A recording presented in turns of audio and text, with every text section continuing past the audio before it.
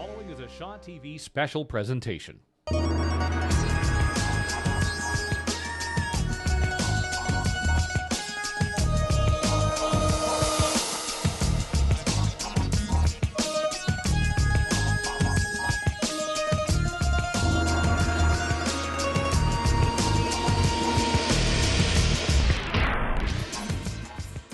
You are looking at a live shot of historic Chinatown, the corner of Pender and Carroll.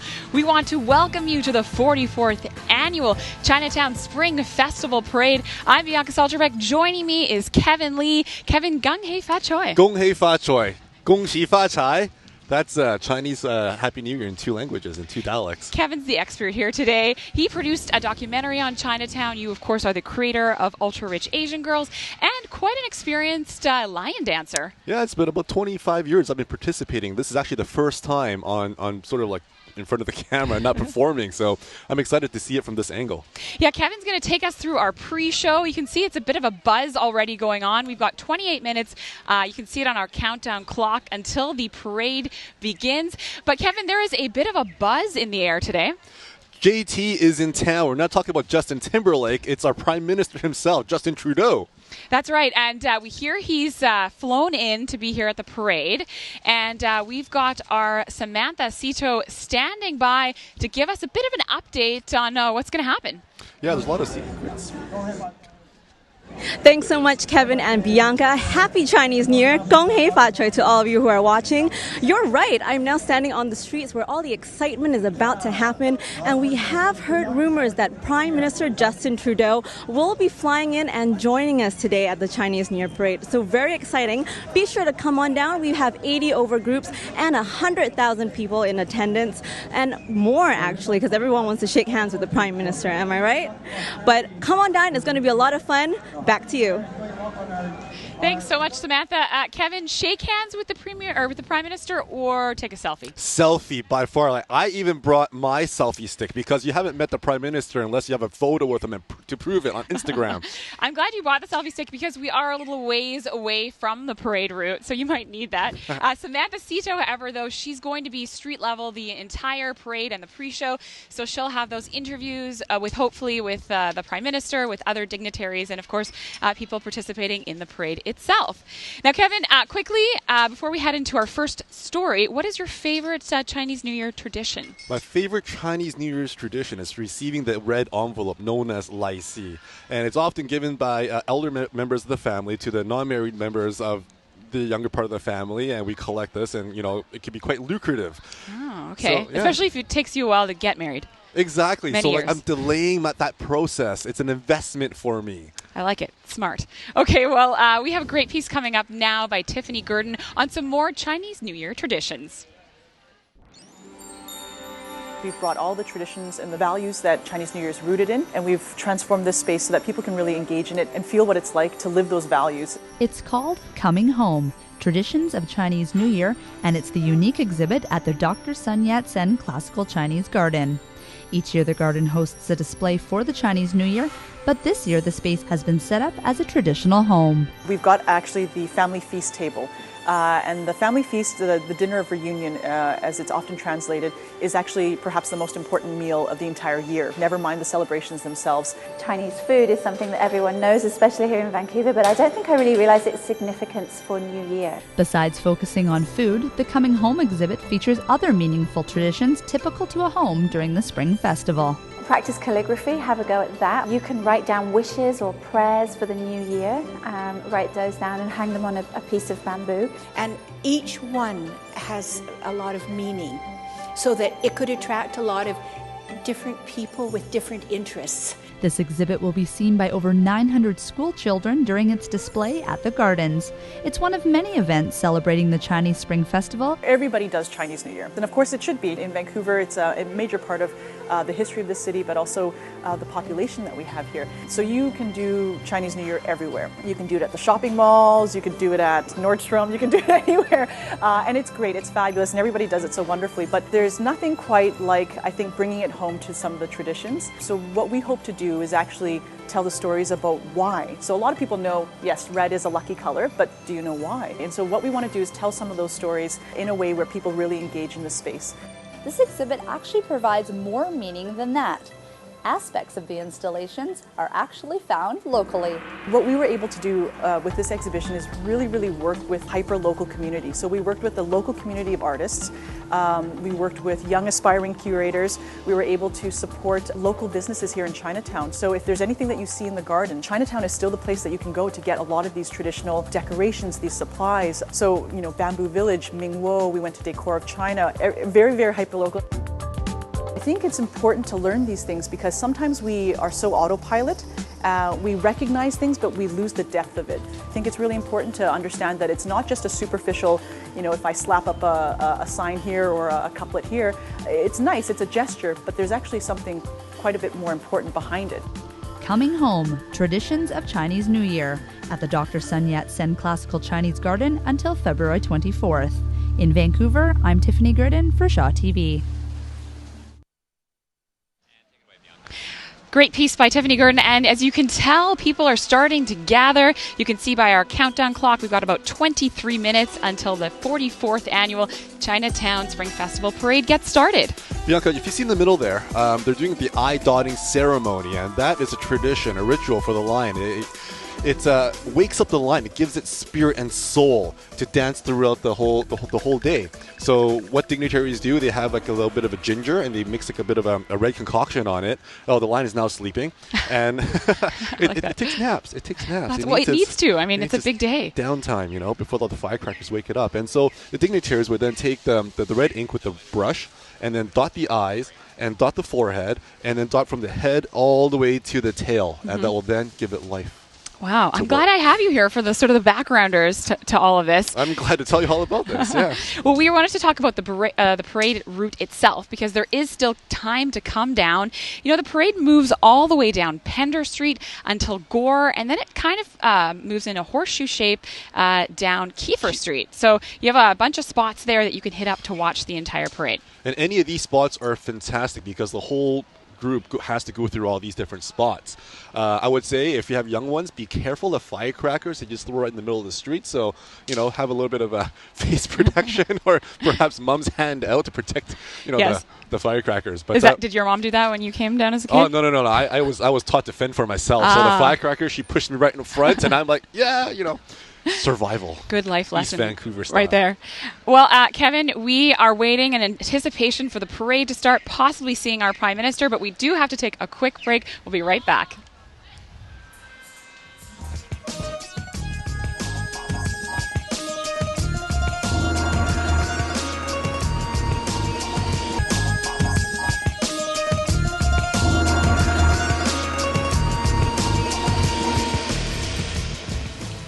And as you can see, preparations are underway for the beginning of the 44th annual Chinatown Spring Festival Parade. We are just waiting 20 minutes left to go until the parade officially starts. We might even see our Prime Minister. We've been told that he has flown into Vancouver to be part of the parade. But right now, very exciting, Stephanie Ewan's joining us. She's a food writer, and you've brought some tasty treats for Chinese New Year. Yes. Everything that we're going to eat means something auspicious. Okay. Wishful thinking, blessing. First of all, let's start with drinking some sweet soup. Sweet soup? That's what I had this morning. Mm-hmm. It's made with 4 yummy stuff. Papaya. We have the dry longan, which I have soaked and then boiled into the soup. And then barley. We also have ginkgo nuts. Ooh. All these mean something. Anything to do with seed means fertility, growth. You want to give it a try? And sweet means harmony, right? According to my research. Sweet always means harmony. And this is what I grew up with, and this is the ancient Chinese secret of staying young. Yeah. Oh, there I need to know about that. Yes. Yeah, that is why you're looking so good. I'm actually 52. That's delicious. Okay, now from the soup, we're going to jump right onto something that supposedly all the mothers or the grandmothers or the aunties are supposed to make. Anything deep fried means it's going to be smooth. It's almost like a lubricant that helps you go through any of the mishaps in the new year. Okay. So that is what, isn't that? I like that. They've thought of everything. Yeah, and this is sweet. It's a dumpling. It's a dumpling, and it also looks like an ancient ingot. That's why we have it. Again, money, right? Money. Yes. Fortune, yeah. Yeah, Okay. and Those look again, tasty. if you visit your friends, or Chinese friends, I should say, or your friends that celebrate Lunar New Year, this is a platter that everyone has, either on the dining table or on the coffee table. I recognize Because this, yes, I see sweets right? and nuts, as you pointed out. Right, again, like seeds, peanuts, they all mean something good, something like, energetic, something that brings in good lucks and charms. And again, a lot of seeds, we usually have 3 or 4 kinds, from watermelon, from pumpkin, right? Yeah, melons. Yeah, and we learned how to actually open. Justin Trudeau right there. Sorry to cut you off right Stephanie, there. yeah. No problem. Look at This that. just There's the in. Prime Minister. Justin Trudeau. He looks really into the parade, eh? Oh, he's got a What do you think scarf. about what he's wearing, Stephanie? Beautiful. That's classic Chinese New Year wear. Anything red means good luck, means a lot of blessings, means energy, vibration, so it's all good. And I believe they're getting ready for the eye dotting ceremony. Oh, wow. That's what he's doing, right? Yeah. So the eye dotting ceremony brings life to the lion. I think they can go through a little photo op before we get there. So, Of course, and yes, I think yes. we'll go back to in a little bit. But to finish off, what do we have here? What is this one? Do you know what that is? This is actually a smiley face. Okay. We call this Hoi Sam Zhou, right? Yes. Hoi Sam Guo. And if Sam you look Guo. at it here. You want to give Oh, it it a try? is a smiley face. Yeah, okay. Yeah. Yeah. And I bet you Forrest Gump probably had some of that before he goes. The I smiley think Justin face. Trudeau also had some. Look at him. He's got a big smiling He face there. does. Welcome to Vancouver. Obviously, This is yes. actually, I want to say this is the largest Chinatown all of Canada. There's the selfies we were anticipating. Well, that's just a photo, but everyone's got their cameras out. Right. Excited that the Prime Minister has come for the parade. And what's he doing now, Kevin? I think he's getting ready for the eye dotting ceremony. As you notice that the lion is actually sleeping right now. A little bit comatose. but Justin Trudeau is going to change all of that. Yeah, once you dot the eyes and it comes alive. So what he's reading right now is a poem to get the ceremony started. And as soon as he finishes, then Justin will then go through the motions of dotting the forehead, the eyes, the entire body, including the ears of the lion. Now, do you think he got a bit of a little training session beforehand, or do you think he's just going to wing it? I think he might have gotten a bit of inside information, but Good. it's pretty easy. It's pretty easy. All you have to do is just use Oh, here we the go. Chinese brush and put it So on the he's gonna eyes. he's got a little dab there, and Yeah. he's gonna begin. Right. It's yep. Okay, that's the bit of the forehead there. That's the mirror. Gives it the third eye. I guess you can say. Okay. Oh, I've never Yep. noticed that before. That's a little mirror. Okay. Right. And then it's got to do the eyes, Yeah. and then the ears. Well, both eyes, of course. Yes. Any depth perception. And then the dragon is going to wake up. And the nose and the mouth. It's to wake up the whole senses, all 5 senses of the lion. That's actually the moment that we all love as a kid. Yeah, I think that exactly. Even for me, I'm really excited to see what this. Yeah, see? Now he's waking okay. up. And pretty soon he's going to dance and roll and, And do then all from- these, right. Yeah, from the horn and all the way to the back of the lion. Well, that's going on. Stephanie, you look like you've brought some food also for some strength that maybe a lion might need. What do we have? Well, what else this do we have? dish is, it actually means a house full of money. Anything green, vegetable, money, color of money, right? Mm-hmm. So we have to have choy. Choy actually literally means money. Okay, now Oh, here we go. the lion's waking up. Oh, I love it. It's got soul. Oh, yes. Yeah. Justin's awakening him from his deep slumber. And Yes. Chinese New Year is officially started here in Chinatown. Wonderful. Everybody's getting regulated. That's right. Crowd control is happening. Crowd because this control lion and needs cue the room. cue the firecrackers. So there's a process of waking up. So when you wake up in the morning, you're a little bit slow, and this is sort of what he's going through the motions right now. And that's a two-part team there that are working together. Yeah, there's a head and the tail. Often the person in the head is a little bit lighter and taller, which was me back Okay. then. I'm a was little your role. heavier now, and the person in the back is really sturdy, and they have both equal parts in the whole ceremony and the traditions. And that's Mr. Monk. He's the lion's friend, keeps him out of trouble, sometimes gets him into trouble as well. He's we call them also the smiley face too, because look at the mask, right? It's always smiling. His Chinese name is Dai Cao Fat, big-headed monk. Oh no! And for some reason, his fan literal. is always broken. I don't know why. Oh. He's always got a broken Because fan. he uses this all the time. And now, what's the? We just saw that someone was holding up something that looked like a little green. It's lettuce. Lettuce. Lines work for lettuce. Oh, okay. So yeah, you invite him with lettuce, and then with the lettuce, you see there's a red envelope. Yes. So that's lucky. Right. It's also a ritual. When the lion wake up, you have to feed him, and of course you feed him with vegetable, which means money. So when the dragon eats it, he will just spit some of them out. That means hey, and he's spread gonna the wealth. So it's wealth. lucky to be hit by one of these Yes. flying shrapnel lettuces. So that's how he's doing it, right? Amazing. Everyone's working together here. Yes, Feed yes. the lion. Yeah. Okay, he's gonna go back in there and finish it up. He probably said, "I want some dressing." That's right. Give me some salad dressing. Little Caesar ranch. Yeah. Yeah, Vancouver's Chinatown is actually North America's third largest Chinatown, behind New York and San Francisco. Right. And the first Chinatown in Canada is, do you know where that is? I don't, Kevin. It's Victoria. No way. Yeah. Of course, yeah. I'm an island girl myself. I should have known that. But yeah, Victoria's got a great Chinatown. Oh yeah, it's. But now Vancouver is the largest. It's huge.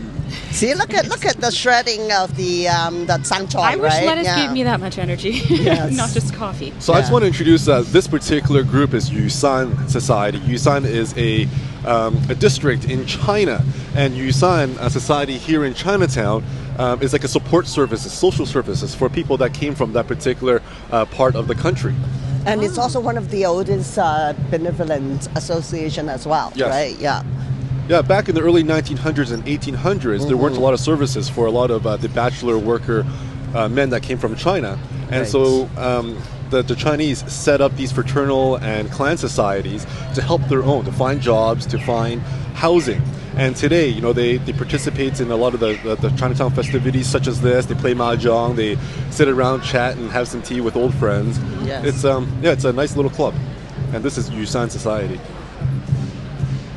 Do they always do this, or is there different Now societies he's actually that start- bowing to the minister, our prime minister. Like thank you for coming, the type of thing, right? We can look forward to See, seeing everyone it. is so happy to see the dragon. That's right. Yeah, and see all the money being spread out.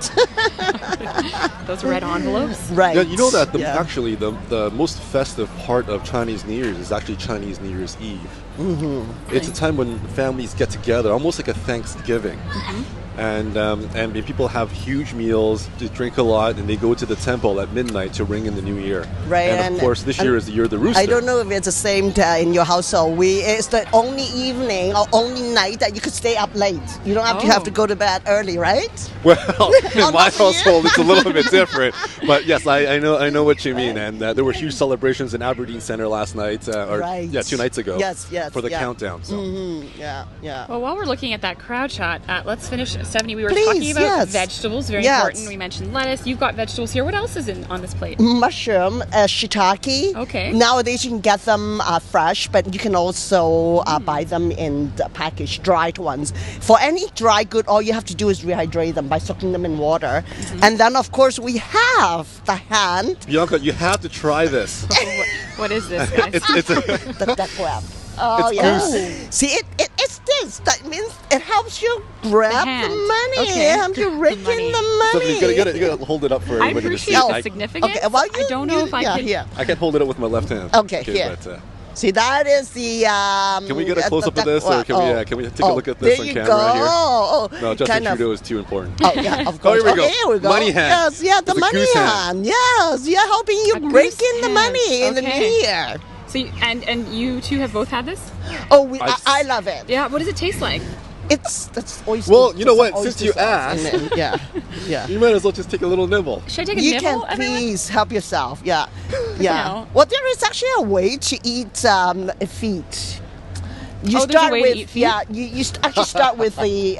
Oh, you can do that too. But it's a lot easier if you start with the toes. It sounds a little bit awful, isn't it?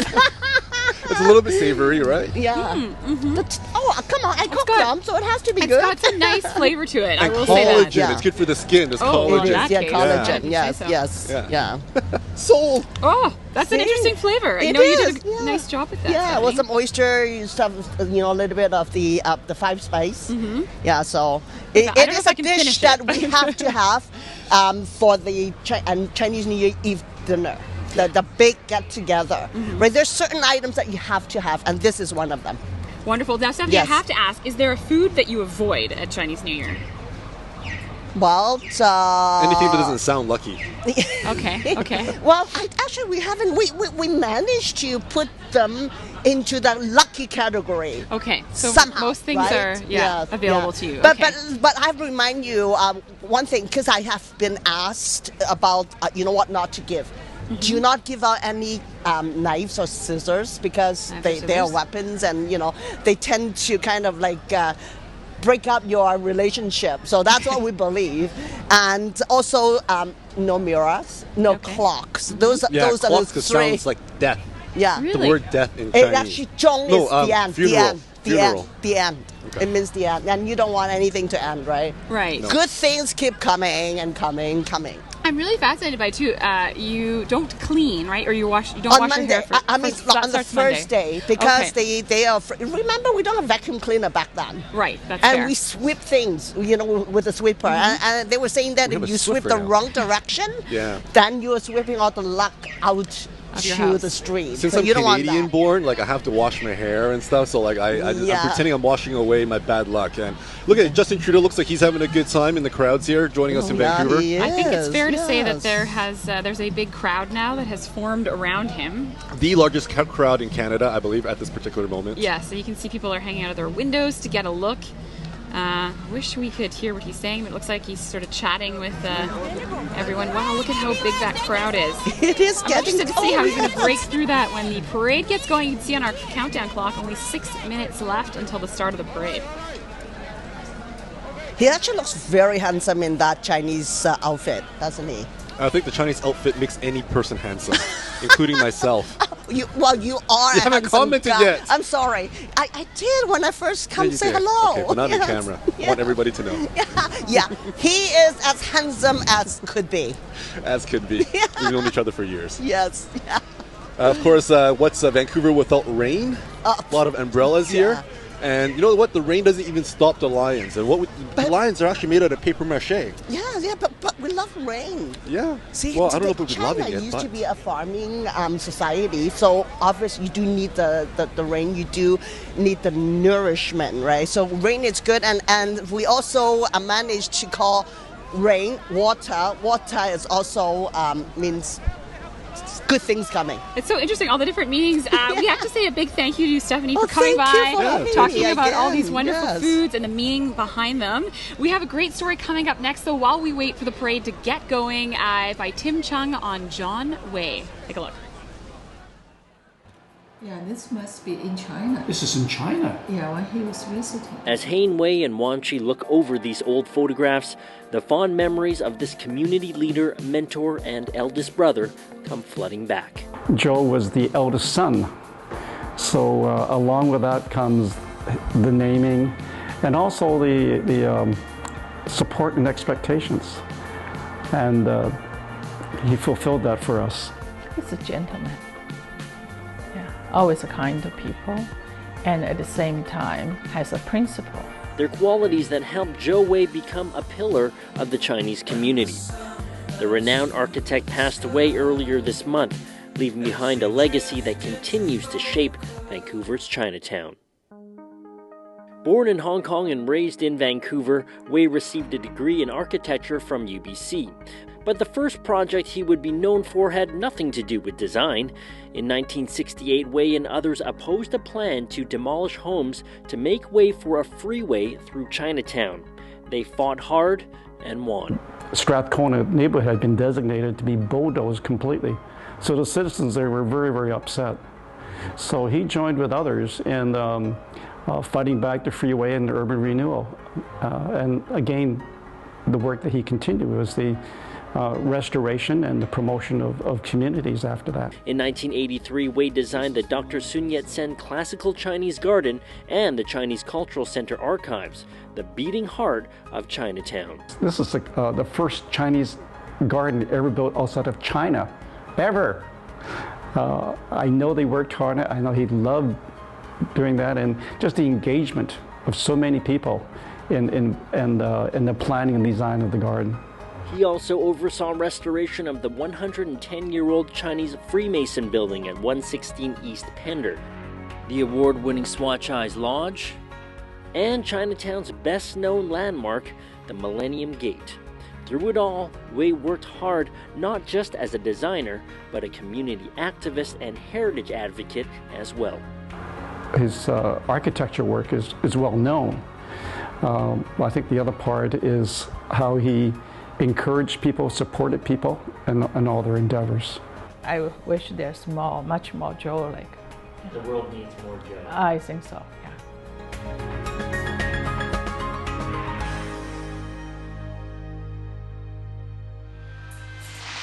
2.5 minutes left of the start of the 44th annual Chinatown Lunar New Year Parade. And just in time, we hear the firecrackers going on. Justin Trudeau is in town joining us as we celebrate the Year of the Rooster. Very exciting, Kevin. You can hear the fireworks. You can see them. How important is this to Chinese New Year?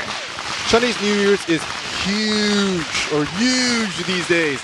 And it's the equivalent of combining Thanksgiving, New Year's, and Christmas together in one. The families come from all over the country to meet up and have a family dinner.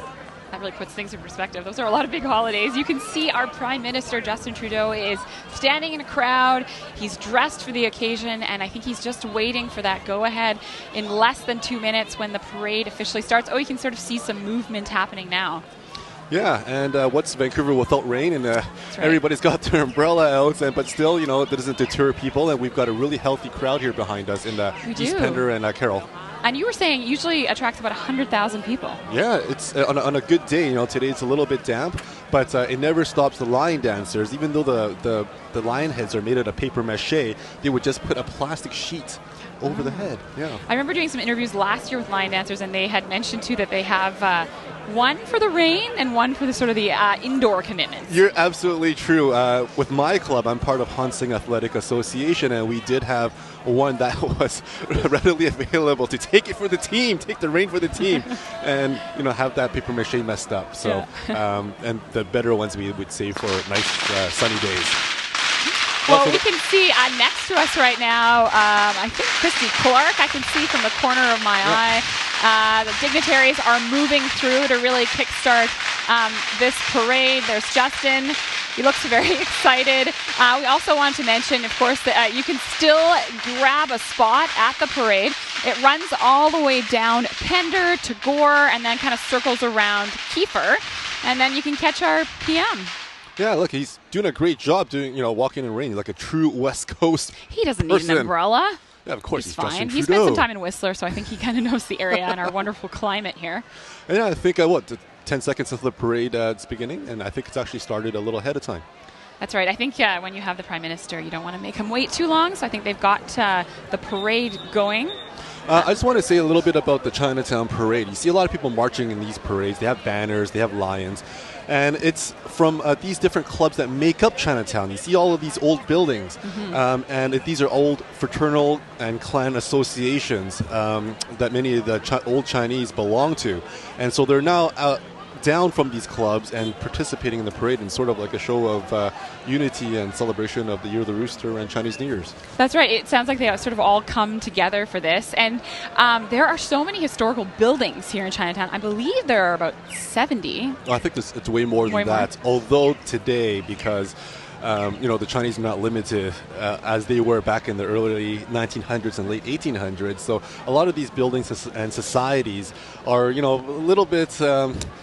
run down, and there's different groups in Chinatown that's trying to revitalize it as we speak. Yeah, you do hear a lot about that, and what do you think about the process yourself? Is it happening to the You know what's happening? I remember coming to Chinatown in the 80s, and my parents would take me to these dim sum restaurants, and it was so packed you have to wait an hour outside on the street, and there was about like a handful of them, and doing some grocery shoppings afterwards was difficult because of the amount of people that's on the street shopping. So we would actually have to walk on the street to circle around, but Chinatown these days is a little bit different. Yeah, absolutely. It's different. And here we're looking at the Chinese-Canadian Military Museum vehicle that's rolling through here at the beginning of the parade. And, the rain is really coming down. Wow. Unfortunately, it's been a dry morning up until about the last 10 minutes. You know that the Chinese actually volunteered in the war even before they were considered Canadian citizens, and it was the way for the Chinese to show people of their dedication to the country that they're now living in. And so we're very happy to see some Chinese veterans being part of the parade as well too.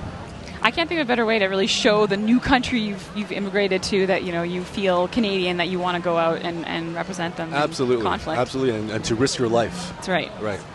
So, what do we got here? We've got a couple shots there of that military vehicle.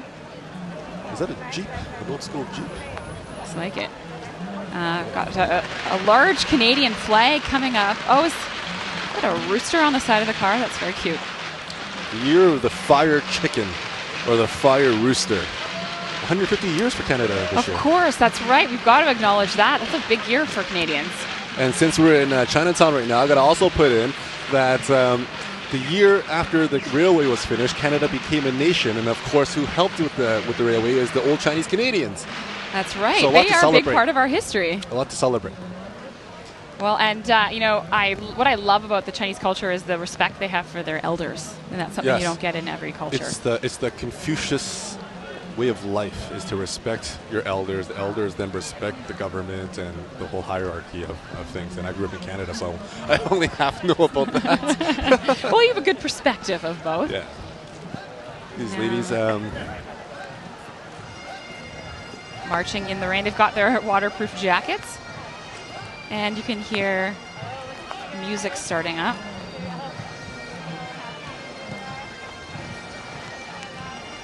This is dedication. When you can come out in such rain like this. That is an epic shot right there. At the Vancouver Police Department Pipe Band.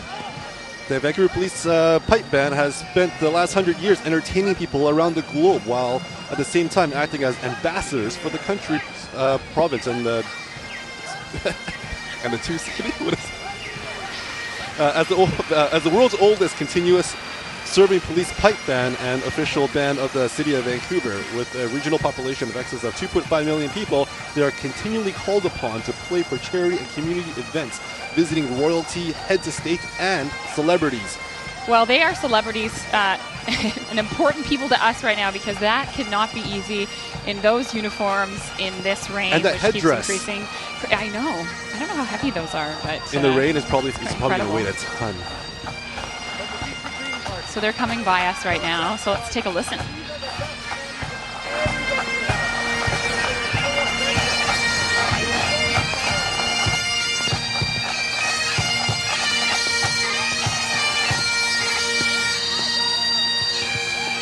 My Scottish friends would always tell me, if it doesn't make you want to cry, it ain't the pipes. I've never heard that. But that's wonderful to see them, really celebrating the multicultural country that Canada is, all in one parade. And our fantastic Vancouver Police Department. Yes.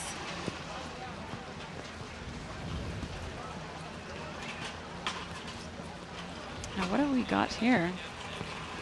And it looks like our Samantha Cito has an interview. Samantha, over to you.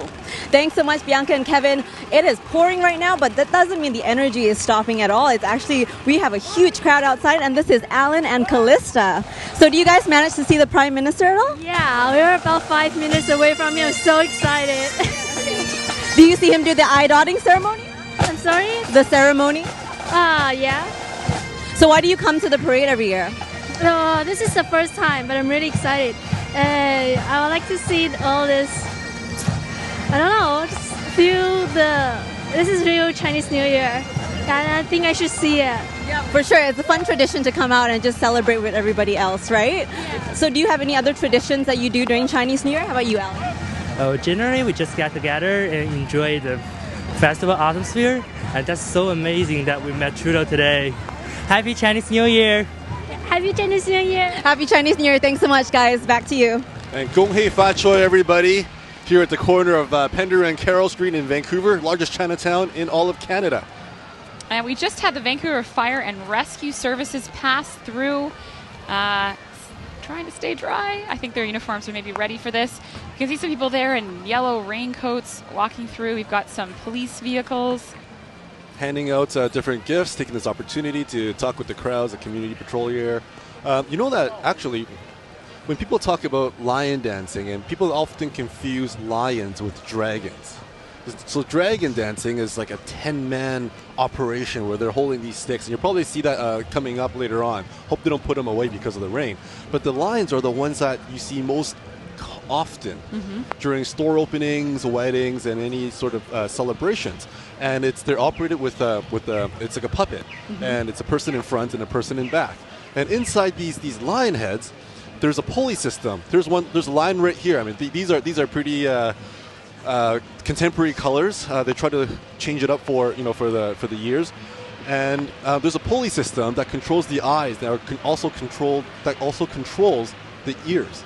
So when you pull on it, you puppet the whole thing. And is that the front person that's in charge of that? That's the front of the person. Yep. Okay. Oh, there we go. So the left hand controls the mouth. It's flapping around. Oh, I see now with the close-up. Yep. And he's following to the beat of the drum, and the drum acts as the heartbeat to the lion. So the faster the beat, the louder it is, the more excited the lion gets.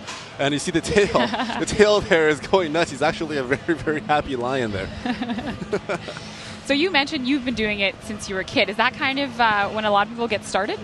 Yeah, in high school, I think when you're in primary school as well too, a lot of my other classmates were brought up there by their parents to learn more about the Chinese traditions and cultures, because many of us ourselves are born in Canada, and this is the way to sort of remain our heritage and get to know it a little bit more.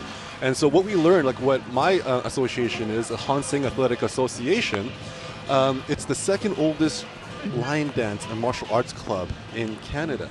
And it was founded in 1939, and that's where I learned, line dancing, a little bit of martial arts, and a little bit about, being Chinese. And here's the... It's important. The police. She's trying to take cover from the rain. It's not quite working, but we love all the smiles on faces that we're seeing. Everyone seems genuinely excited to be here, and I think we're all hoping that this rain subsides.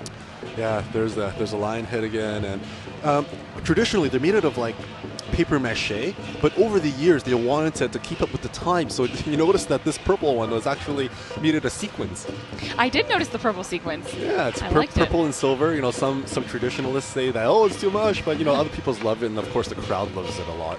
I noticed too there wasn't any gold though on it. Well, there's different colors, and actually lions are designed traditionally. Lions are designed after the different characters in the Three Kingdoms. Characters in the Three Kingdoms. Oh, so there's the drum. The heartbeat of the lion, and it's made out of pigskin, stretched over a lot of wood and held in by a lot of rivets. But today you can really see the rain coming off the drum there. Yeah, that's like stomp style. Kevin, you're a cameraman. Are you happy to be over here? I've been in broadcasting for 18 years, and about 14 of those years, I've been a cameraman, news cameraman, and yeah, I really like being in this side of the camera underneath the tent. That's right. You could be out there braving the elements. Yeah. So I remember growing up in Chinatown as a child, and going to a lot of the different restaurants and eating all sorts of little buns and stuff like that. And that's one of the things I look forward to when I do come to Chinatown. Not as busy as it was back when I was a kid in the 80s, but still, you still see remnants of that today. And I'm actually very happy to see that there's a lot of different restaurants and bars that are opening up in Chinatown that are very contemporary. Yeah, we had talked earlier, and you mentioned Bao Bei is a great one. That's Bao more sort of modern take on it. Yeah, Bao Bei is a... Some people say it's fusion. I would say it's a contemporary Chinese. One of my favorite things that they serve there is the beef tartare, and it's absolutely fantastic. They have cocktails there as well, and an old school Street Fighter machine. I'm not sure if you know what that is. I do not know. No. It's a classic. And if you're looking for that kind of stuff, come down to Chinatown Bao Bei restaurant and check it out. Look at that. It's a dragon. Oh, that's a little little dragon costume. It's a little dragon. And there's rain, but people still have their phones out. They want to capture the memories of the 2017 parade. Stories aren't enough these days. You actually have to have cell phones to prove to stay where you are. If you don't have a photo, did it happen? I guess that's what we're asking. Exactly. Gotta love all the services. We've got the fire department here, ambulance right behind them. All part of the parade. So if you see actually that building onto the right of your screen with the lattice work, that was the old Chinese Freemasons building. And it has been rumored that the father of modern China, Dr. Sun Yat-sen himself, had stayed there at one point when he was overseas trying to raise money. We have an interview with Samantha Sito. Sam? Thanks so much, Bianca. I'm right now joined by John McCurney, the Vancouver Fire Department Chief. Hello. Hello. What a sunny day we have right now. I know, it's so sunny, but people say that rain is good fortune. That's true. That's true. And look at the turnout. It's a wonderful turnout. So important to our community here, and we look forward to this every year. Just a year of success is coming. Why do you think it's important to be part of something like this? Well, again, the fire department, the police department, the ambulance, we are first responders. We are here in the service of all communities, but our Chinese community here, our Asian community is rich. It's important to that all the citizens here realize that we're here to help them. We need to show our face and be available to them whenever they need it. Great stuff, and I see that you're also giving some stuff away to the crowd. Yes, we're giving some mementos, some stickers, different things, and all targeted for the young people to consider, helping their neighbors, consider maybe a service in the fire service or police service. So yeah. Amazing. Well, I'll let you go catch up to your float. Thank you so much. Gong hei fa choi. Back to you. Thank you, Samantha. And yes, Kevin, before you go back to that building, it's kind of nice with the parade. You can kind of, if you're a kid, you get stickers or things handed out. Candy. And money. And of course, the lucky lettuce, when the lion kicks up the lettuce and spreads its wealth to everybody. So be sure to be hit by one of these lettuce. And buy a lottery ticket and share it with me afterwards. That's right. But the building you were saying, yes. The one over there. Yeah, so that's the Chinese Freemasons, the old Chinese Freemasons building. And again, it was rumored that Dr. Sun Yat-sen himself stayed here during his revolutionary times and looking for funding and stuff. And Modernized Tailor is now a tenant there. They moved from their little shop, of course, as one of Vancouver's oldest tailors and suit makers. Yeah, there you see the building. It's beautiful. Yeah. And they revitalized it recently. You see the old Peking chop suey house. Okay, Kevin. Oh, now, here. Stop me if I know this. This is dragon. This is not lion. This is a dragon, and it's very special to see it out today. I believe it's like an 8-man dragon by Hansing Athletic Association, founded in 1939 to help with fundraising efforts to help China fight against the Japanese. And they teach music, lion dancing, dragon dancing, and even drama. They even had a volleyball team at one time back in the 60s. And if you notice, Bianca, that the dragon is actually chasing this little ball around, and it's really following around. It's got a pearl in its mouth, and it's now going through the rituals of blessing us for this Chinese New Year's. And so I think I count to 9 people, so some real coordination skills needed for this one. Yeah, absolutely. And you can't get yourself tangled up. Hansing Athletic Association is a sister club of the Wong's Benevolent Association, and the Wong's Benevolent Association is the largest fraternal club in all of Canada. There's a lot of Wongs in Canada, and so this is where their youngsters and their kids would go to Hansing for more of a recreational part of their growing up in Chinatown. Wow. And look at that. Yep. I love it. The detail work on that dragon, incredible. I can't imagine how heavy that is at this particular point. And behind it, it's the red line. And the red line is actually modeled after a person in the Three Kingdoms period known as General Quan. And you often see pictures of him, people, oh, look, they've got the pyramid going on. I can't believe they're doing this in the rain. Be careful, guys. Whoa. Amazing. This is Hansing Athletic Association on Pender Street. They got this dragon flower contraption thing going on. Amazing. Love your the terms, but that was incredible. I've it's always nice to get to our camera perspective, sort of looking down at it. You can sort of see what it takes to do that. A lot of core strength. That's right, yes. Getting a workout this morning.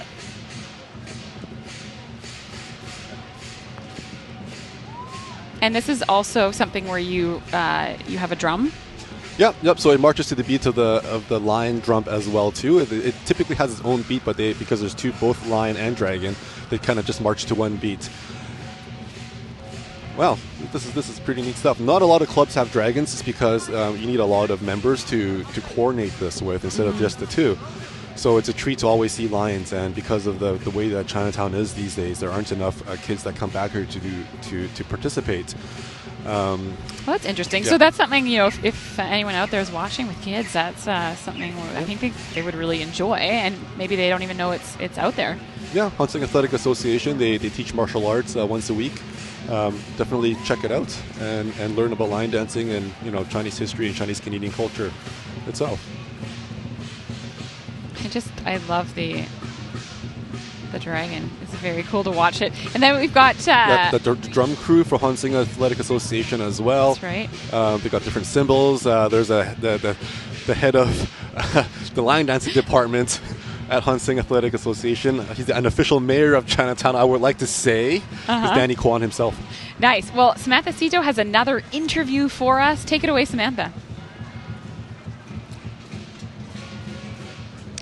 Oh, we may not have audio on that one, so we'll come back to Samantha. Danny in a second. Right. And Danny has been really active in Chinatown. He's trying to revitalize it with different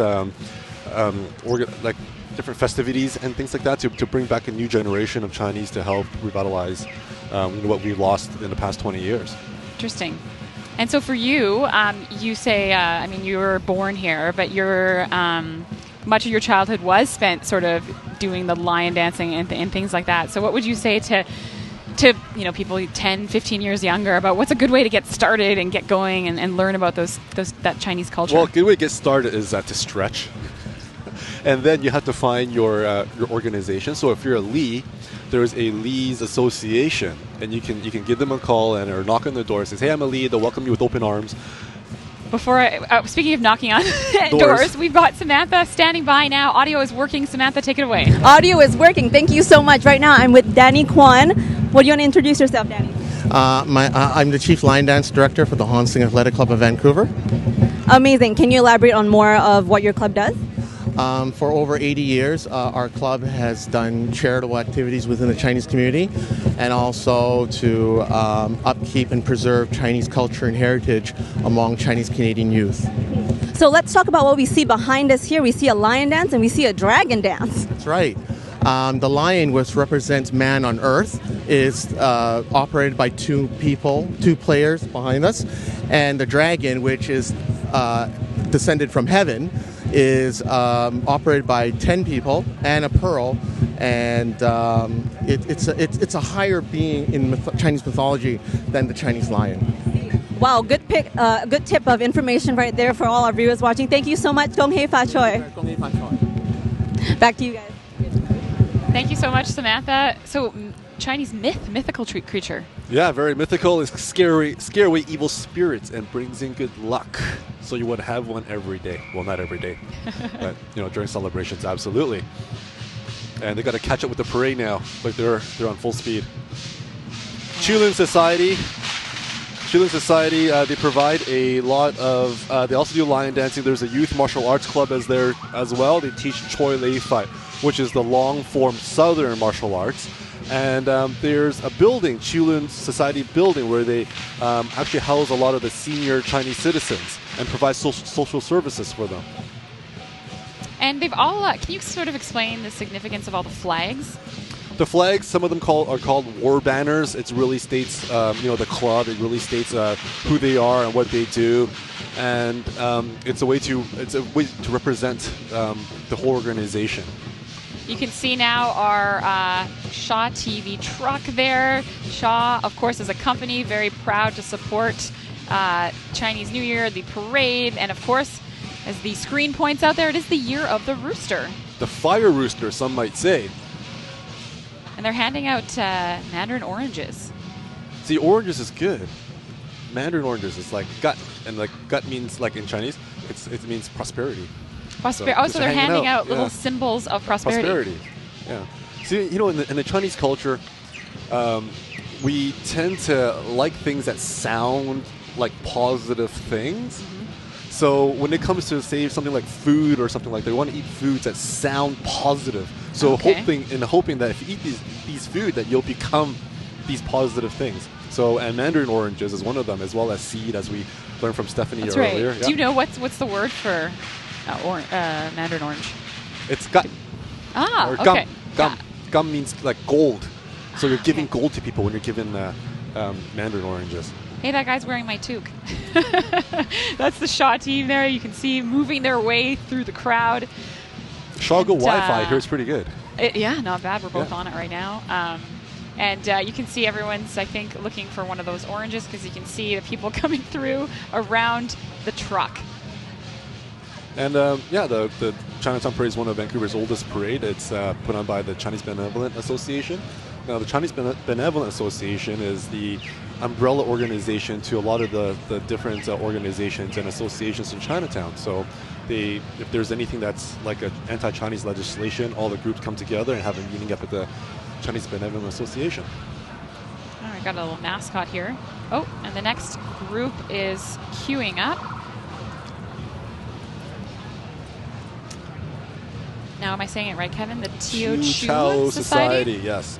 And I believe this is made up of different last names for the society. And now, this group was founded in 1987, so they've been around for a while. Yeah, over 10 years. There's 2,000 members, and aged between 18 to 85. That's a pretty big spread.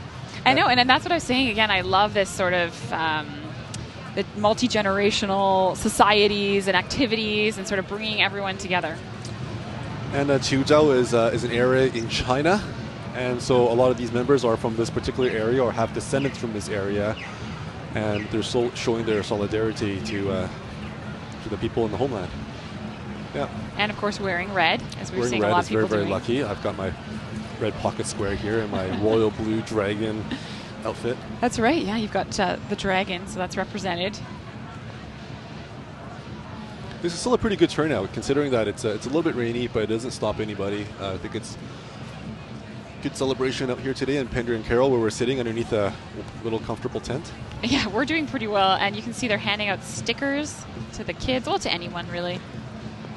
I like it. It really feels like a holiday that is about giving. Mm-hmm. Absolutely. Giving and a little bit of receiving, especially for kids. Then you can have like a lot of lycees and lucky money. Did you know that traditionally you would give lucky money in red envelopes? Mm-hmm. But now, because of technology, you can actually give money digitally. There's an app called WeChat, and it's very popular. It's kind of like MSN. You have WhatsApp, all rolled into one, and Facebook and Twitter all rolled into one. And there's this one little button that says, "Give a red envelope." No way. And you can digitally send the envelope with money? Yeah, well, through electronically, and then so you can deposit it into your electronic pocket. That's how. Well, a sign of the times, right? Everything in the modern era. A little bit of a twist. Okay, that's interesting. So, another red sequin line here, drum covered up in plastic, and this is a very, very neat group here.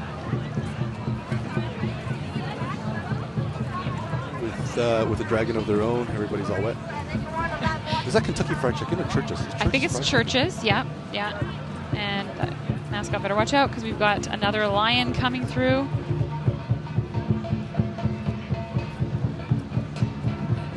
Oh, two of them. Yep, so they're doing a switch off here because it does get kind of heavy.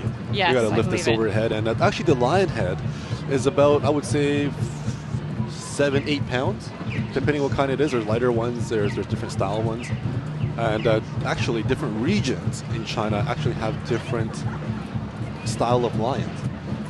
If you actually go to Beijing, the northern part of China, they have the Peking lion. It's very fluffy, it's very friendly, it's gold, it dances on balls, whereas the southern China lions like this, it's very acrobatic and very masculine. The northern ones are very pretty. Well, there's such a change, in everything if you go to a different village or region, even language. Absolutely.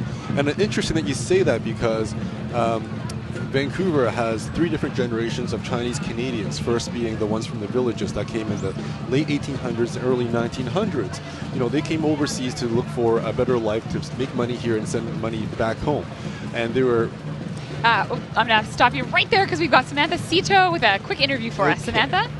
So much, Bianca. I'm now with Emily. Emily, can you tell me more about your costume? I'm a horse. Yeah. What? It's for Chinese New Year. Yeah. Does it symbolize anything in particular? I'm not sure because I'm not really Chinese. I'm just volunteering. But it's great that you're volunteering and coming out during the Vancouver parade, right? All right, so I'm going to let you get back to your float. Thank you so much, Samantha. Okay, Kevin, 3 generations. So 3 generations of Chinese in Canada. First were the ones from the villages, and they're uneducated, working labor jobs and whatnot. And these are the Chinese Canadians that built the Chinatowns all around the world, and they can come from either Hoiping, Toisan, or Sunway, which is kind of, they're known as their lower mainland of that particular area, and they actually have their own dialect of Chinese. I grew up in the early 80s, and my parents spoke Cantonese, and my parents are from Hong Kong. So growing up here, and my parents would be talking to a lot of these older generations, they'd be talking a dialect I just couldn't understand. Now, fast forward to 2017, we have a new generation, a new demographic of Chinese, and now they're from mainland China, and they speak Mandarin. Right. So you have village Cantonese, and you have Hong Kong Cantonese, and now people are speaking Mandarin. So that's why this parade is very important too, because it's bringing everyone together. Absolutely, it's bringing everybody together, and especially the newcomers, they can sort of find out what the early Chinese pioneers did and how they lived prior to them arriving. And we see Cathay Pacific Airways now walking by. They've been flying between Vancouver and Hong Kong since 1983. 14 years in the parade, and they are troopers as well. The rain is not letting up, but everyone seems genuinely pleased to be in the parade and enjoying themselves. Looks like we've got happy faces. Look at it. Not one grumpy face. I love and it's Vancouver raining. It's awesome. Yeah. How could you be grumpy? We got a great presentation coming up as we get that close up. Another dragon. And everyone, not only are they wearing their rain gear, Kevin, it's their waterproof red rain gear. I don't know if it's waterproof. I think you're just toughing it out. I don't think they have Gore-Tex in line costumes. And you were saying about 10 people make up a team, a dragon team. They have, in China, they don't do it here, what they call a fire dragon, where they're incense, different joysticks or make up the body of the dragon. So as you're going through the streets, the whole thing is literally on fire. There's lots of smoke. It might not be legal here in Vancouver, but it's quite the spectacle. If you're on YouTube, check out the fire dragon, and you'll see something like that. Super interesting. Wow. This is quite a spectacle happening right now on Carroll and Pender Street. Got lots of people out. If you're at home, there's still time to get out, although I recommend you try Kiefer Street. The parade's been going on for a while now, and it never disappoints. That's the Sentinel Secondary School Dragon Dance and Nunchucks Club. Interesting. I never had that club when I was in high school. I love that club. So these are teenagers. Good for them. Okay.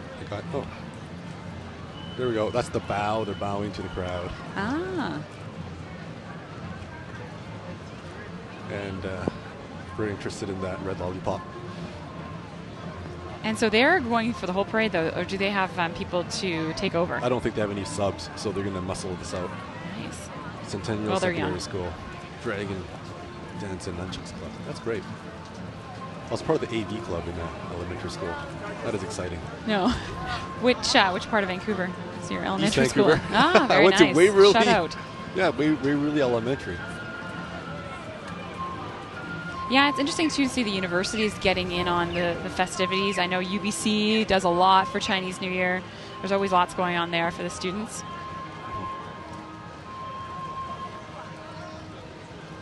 Is there like a German New Year's? Or is it just rolled into like a... Kevin is pointing out to my German immigrant status. No, yeah. We don't. You know, we're pretty... everyone knows Oktoberfest. That's pretty much... Well, we have a couple more traditions like that. But no, New Year's is sort of the same as what we know here from the Canadians. The Toisan Benevolent Association was founded in 1897 and maybe one of Vancouver's oldest societies. And Toisan is a county in China. And actually, the Toisan dialect was the reigning dialect here in Vancouver and all over Canada, including San Francisco, for many years prior to 1970s, before the Hong Kong Chinese came. And if you couldn't speak Toisan dialect of Cantonese, you couldn't find a job. A little tidbit for you. Yeah. Toisan was huge. And actually, a lot of money was sent back from Canada and other places like Canada to Toisan. And there's schools built, there's buildings, there's they really supported that entire region. Wow. It's extremely important. And a great thing about this group is they've been part of the parade for the entire 44 years. And they've got 1,400 members across Metro Vancouver. And lots of smiles from this group as well. And here's something a little different. I'll tell you that in Cantonese, we would say to eat dinner, sik fan. Mm-hmm. In Mandarin is 吃饭. In Toisan is heck fan. Man. Trying to figure that out growing up, I was a mess. That's a tough one. Yeah, well, it's Mandarin Cantonese. It's all about tonal, right? It's about tonal, yeah. That makes it very challenging. Yeah, some people say it's the difference between, say, Portuguese and Spanish, or maybe like Montreal French and Paris French. Yeah, different dialects. This Lee's Benevolent Association. I'm a Lee myself. I went to the Lees when I was younger, and they have a building which had a great, huge mural on the side of the building, which recently been covered up by a brand new development, unfortunately. But it's one of the largest organizations in Vancouver as well because of the Lees. Right, and the oldest, yeah. Kevin, you may not know this, but last year I was at the Hayek Festival parade doing about this sort of same job, and they were there as well. So it's nice to see them again in this parade. Got two lions now, red and gold. Now I think this is the Vancouver Hanfu Culture Society. Founded in the summer of 2010. It was a good year. So very young. 6th year part of the parade and have almost 700 members. Yeah. And this, I love this line. I love the red with the silver sequins. The red eyeliner. Yeah, it's beautiful. Oh, it looks like they're going to be doing a double leg here. What's the double leg? Oh, when one person jumps on top of the other, it kind of gives like this perching sort of look. A lot of stomping. Drums. These are huge gongs. Let's listen into this one.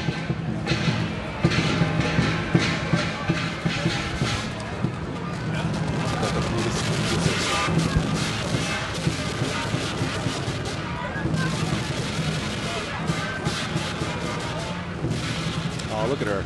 Mesmerized. What's going on? What? It's cool, but it's so colorful.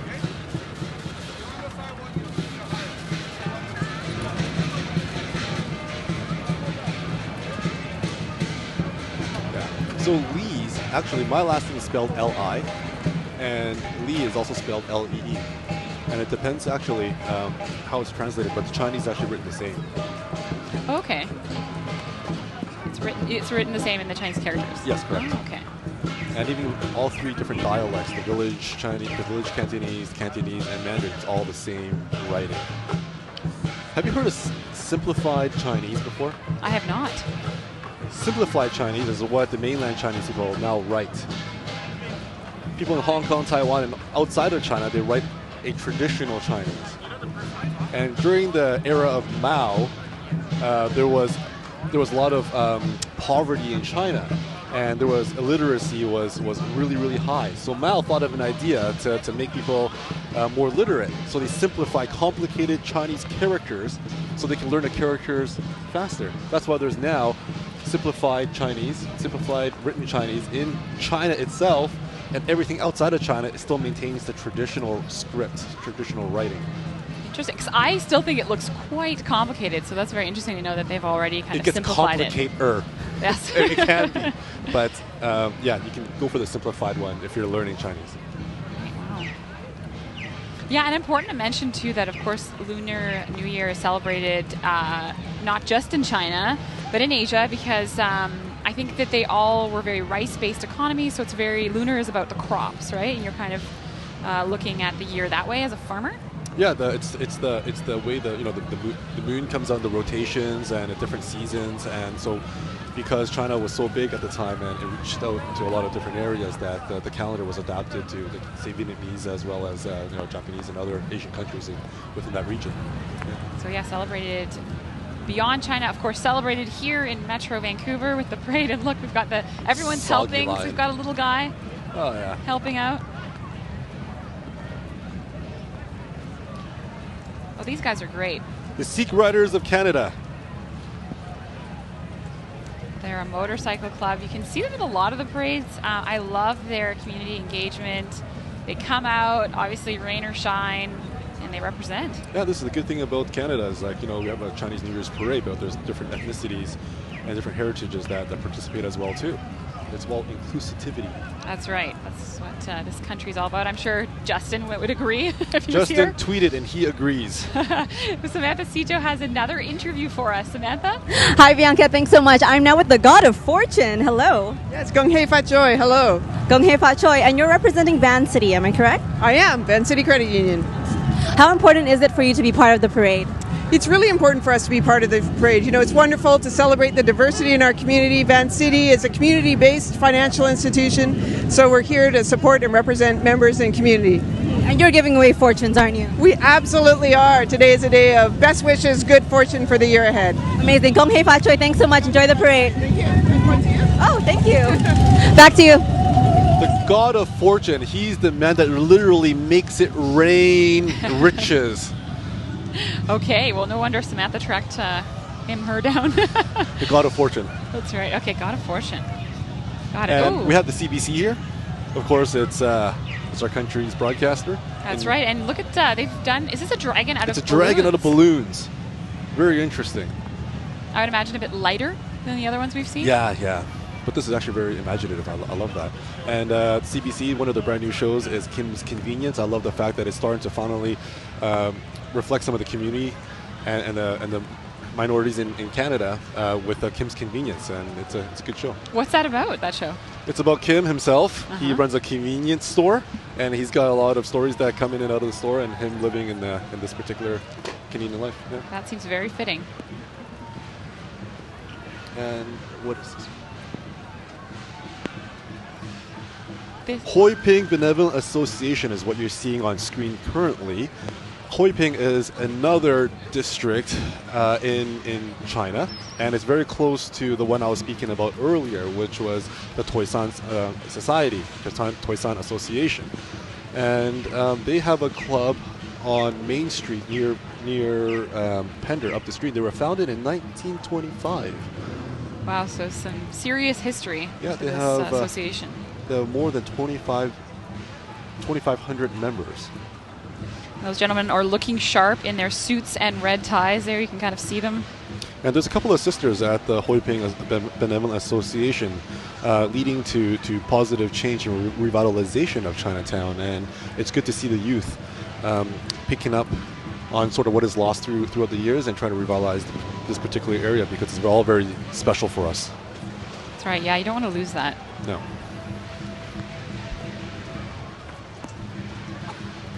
Two more lions, a silver and a gold one. Now I see a lot. I see younger gentlemen doing it. I see women doing it. So, can anyone learn? Anybody can learn. Anybody can learn. You need to be a little bit more athletic.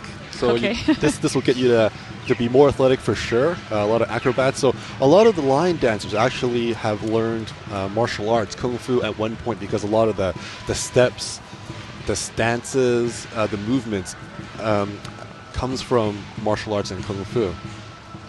It all works together. Yes. And I think the little I've roll never on the seen them ground. do that. Yeah, little tricks that the lions like to do. I think the hardest part about doing these lines in the rain is the shoes get all wet. Mm-hmm. And they dare do that with a white lion. Although I have to say the streets are clean. It's been raining now solidly for a long time.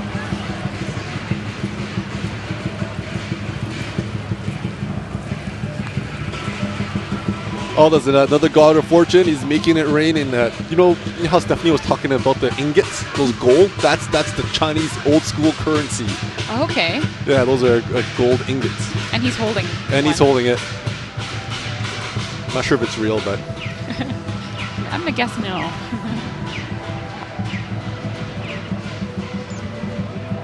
Everyone's watching with anticipation to see what's coming next. We've got another group queued up here. And TD Canada Trust has a little kiosk to sign up for mortgages if you need to. Oh, that's right. And Maria Mimi Ho's foundation, the dancers, they were formed in 2011. Foundation continue a legacy of Mimi Ho, the leader in the Chinese community. Wow, they have 150 dancers in the parade. Oh, that's very cute. They're little roosters. Little roosters. Yeah, the girls are dancing. It looks like this is sort of the youngest troupe. So much energy.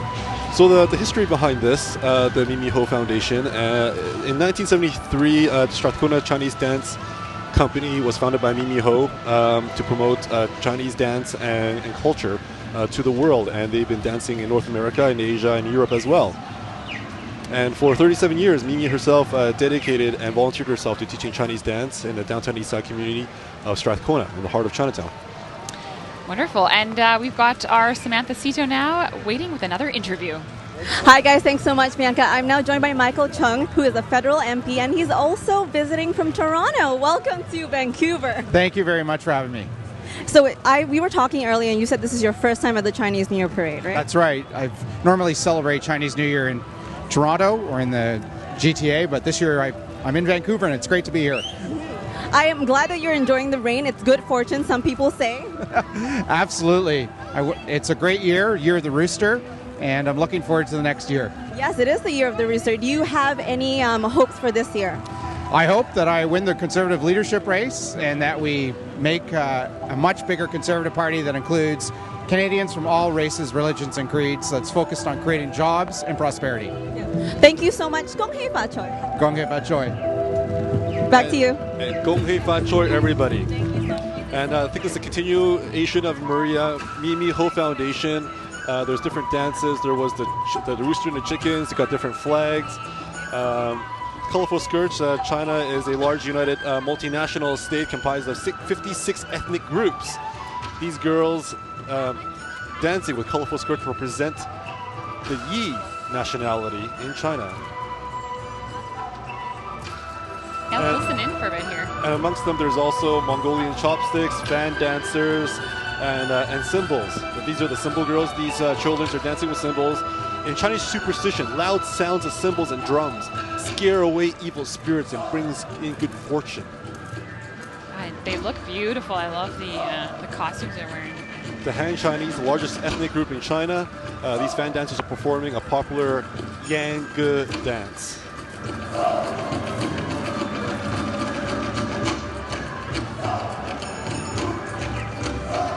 Absolutely beautiful.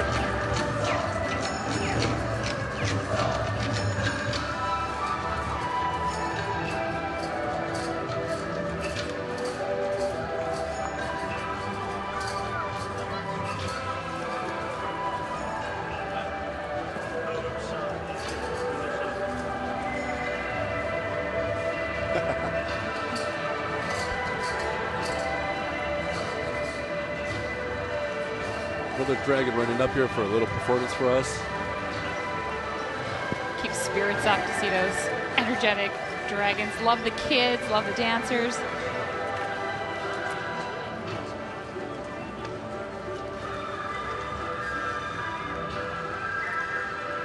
Oh, that'd be a perfect dance right now, the parasols.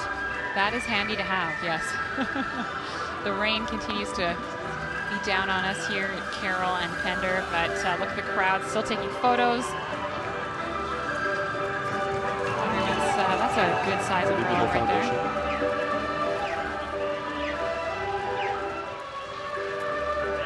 You know, growing up Chinese, I've noticed that there's a lot of different kinds of Chinese dances. Like umbrella dance, there's symbols dance, there's the lion dance. You have a lot of sorts of acrobatic dance, but there's not a Chinese dance where they dance with each other. Oh, good point. I've just noticed yes, that. I have You know, not. they're dancing for people, but they're not dancing with each other, like, you know, like right. a waltz or something like that. Whereas in my background, a lot of polka in my German background, that is all exclusively couples. Oh, wow. Beautiful music. Yeah, this is traditional Chinese New Year's music.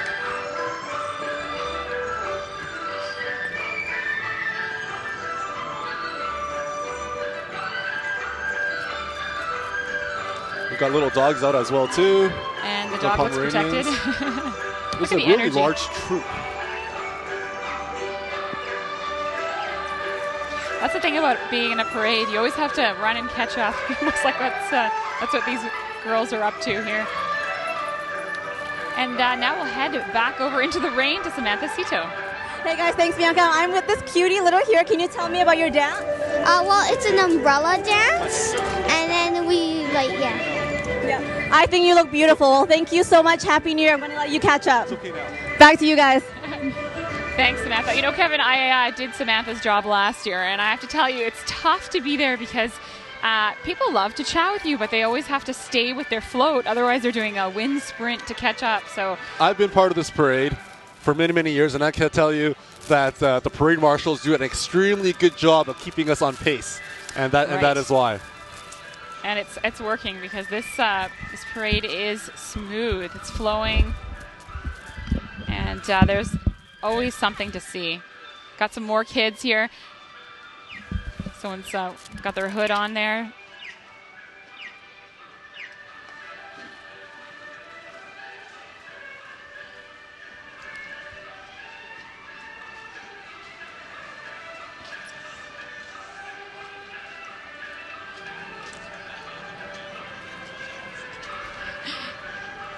Back over to Samantha Cito now. Samantha? Thanks so much, Bianca. I'm with these two cuties here, Hannah and Vicky. What are you giving out? I don't know. Do you know what you're giving out? Okay, so we don't know what we're giving out, but thank you for these. What are you guys dressed as? Chicken? 红包，新年快乐，红包拿来，恭喜发财。恭喜发财. Well, thanks so much. I'll let you guys catch up. Back to you. Thanks, Samantha. That was ridiculously cute. I think they're dressed up as roosters. Just going to guess. And they're giving away lucky money, I think, as well. It's the year of the rooster. That's right. But a specific kind of rooster, right, Kevin? Yeah, it's a fire rooster. I will find out more about it and tell everybody about what the fire rooster means for us all later on in the parade. Okay, so exciting. You've got that to look forward to. Sorry, we're going to have to switch it up. And I love this is called Protecting What You're Wearing. I've got some clear ponchos. This is by this next group.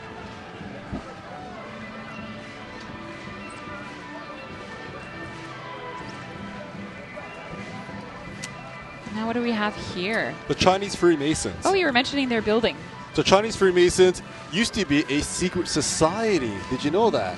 I did not. Chinese Freemasons, although their Freemason symbol resembles the English Freemasons, but there's actually no connection. Oh, okay. Interesting, because, yeah, of course, Freemasons you can find all over Canada, the U.S. Yeah, and the first Chinese Freemasons building was actually established in Barkerville. And do you know why that is? I do not. Because the early Chinese pioneers went up to Barkerville for gold mining. So they established a Chinatown there. They established a Chinatown there and established the first Freemasons building. And the idea of the Chinese Freemasons came from San Francisco. So all the San Francisco gold miners finished with San Francisco, then came up to BC and into Barkerville. Wow. And with the Chinese Freemasons, the reason why they were secret is because they started during the Qing Dynasty. The Qing Dynasty were not considered Han Chinese, so they were an occupying regime. And then the secret society, which is the Chinese Freemasons, was established trying to overthrow that dynasty to bring back the Han Chinese Ming Dynasty. So any sort of revolutionary ideas and whatnot schemes, if they were ever found out by the Qing government, not only would they be killed, their entire family and lineage would be killed. So their anti-government activities had to be hidden underground. And of course, when they came over to North America, it wasn't like that. The Qing government couldn't do as they pleased. So they were a little bit more open. So the Chinese Freemasons actually provided a lot of social services to the early Chinese pioneers at the time, because there wasn't any organization that did help the early Chinese pioneers. Wow, very dramatic. Kevin. Very, very dramatic. And they had like secret handshakes. They had like secret teacup ceremonies. And just in case you're a spy, right? From the Qing government. So that is the Chinese Freemasons Society here in Vancouver, but now it's not so secretive. You can walk up to the door and say hi if you want to. They have a great lion dancing team as well too. And we'll head down now to see who Samantha Sito's got lined up next for an interview. Samantha? So much, Bianca and Kevin. I'm joined by Devin right now, part of Wushu BC. That's right. Hi, how are you? Very good. How are you? I'm well, thank you. Happy New Year. Happy New Year. So tell me a little bit about Wushu BC. What is it about?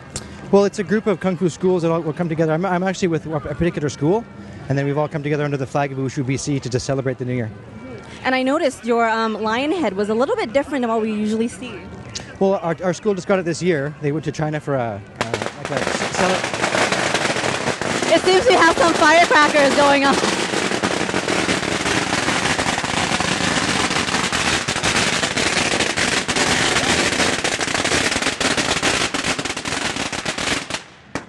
Yeah! Yes! Woo! There you have it. There were some firecrackers going off. So it's, what's it for? To scare away some evil spirits and bring good luck, right? Exactly. We need plenty of good luck. Oh, yeah, we're getting good luck right now from the rain. All over the place.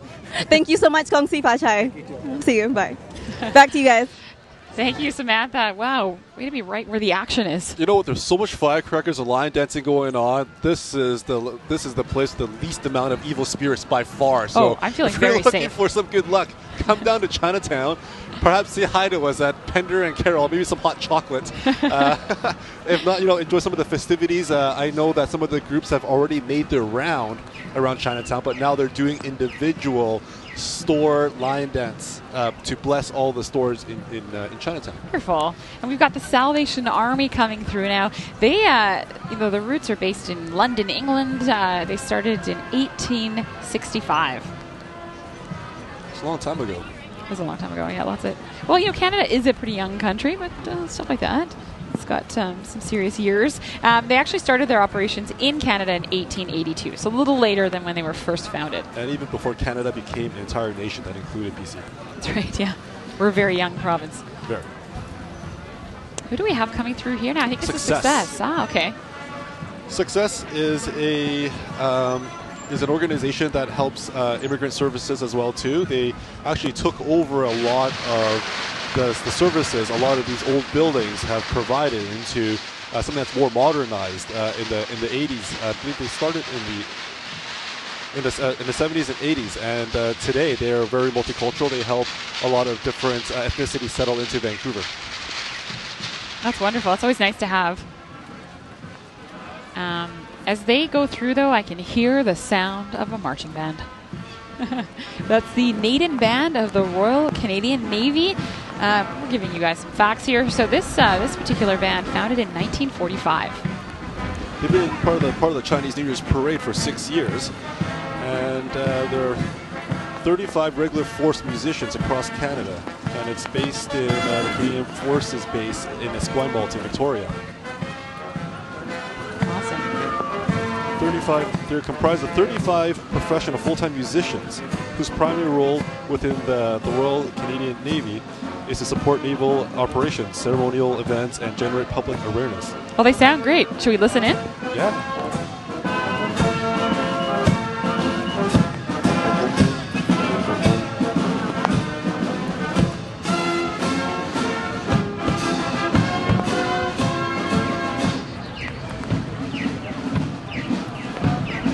play an instrument? I played the saxophone in high school. I played So the did alto I. sax. Oh, I played the tenor.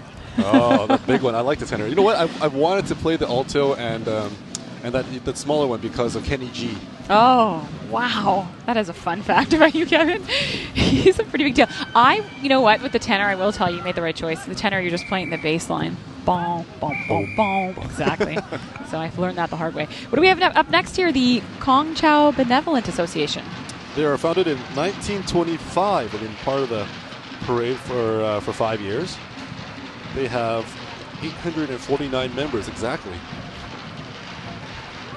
Yeah. You know what's interesting about them? We'll be talking about names and things like that. They have a total of 76 different last names in their membership list. So what happens if you're not a Li or a Wong or a Chan, one of the more popular last names? If you fall under these really obscure names, then you will have to find a building, a society that is Guangzhou, like where there's an amalgamation of different last names coming together, so you can have services as well. Okay. So you're not left out. Speaking of a great service, the Special Olympics Vancouver just rolled through. You saw them on your screen. They do amazing things. They've got 4,300 registered athletes and 3,300 volunteers in 57 communities across BC. So they're an amazing organization. Actually, I was just in Brazil, Rio de Janeiro, for Olympic Games, the Paralympic Games. Oh, the Olympic and the Paralympic. Yeah, there's so many different games, and those were recent. It was an amazing time in Rio de Janeiro, and seeing some of these Olympians go through. I was stationed in rowing and canoeing, so seeing some of them really battle it out for the gold medals is just great. Oh, incredible athletes! Now we've got another Dragon Dance team coming. Okay, this is the Ma's Benevolent Association and Dragon Team. They were founded in 1918, almost 99 years. Yeah, 99 years. big They've year. been part of Chinatown. And they've been part of the parade for 30 years. Their membership is 2,500 people large. Not bad. And look at this car. Not ideal in the rain to have the top down, but this beautiful woman here, we can't have her in the car. She looks amazing. It's a nice big umbrella for the occasion.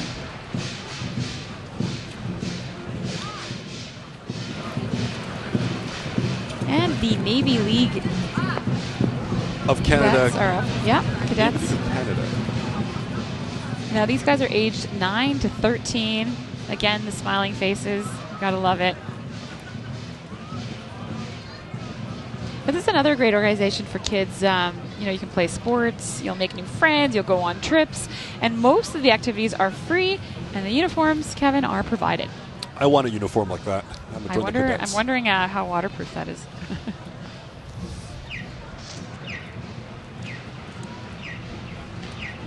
Oh, it looks like they're handing out some information, some red envelopes.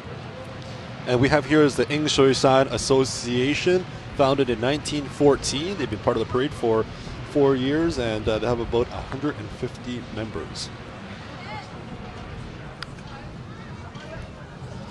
This is Yanping Benevolent Association, and Yanping again is another district in China, and they have a huge organization here in Chinatown.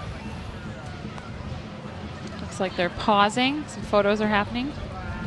Everyone's got their phones out, and I see she's holding some lucky money. Selfie stick. And that too. Selfie tripod. That's professional. That is serious business.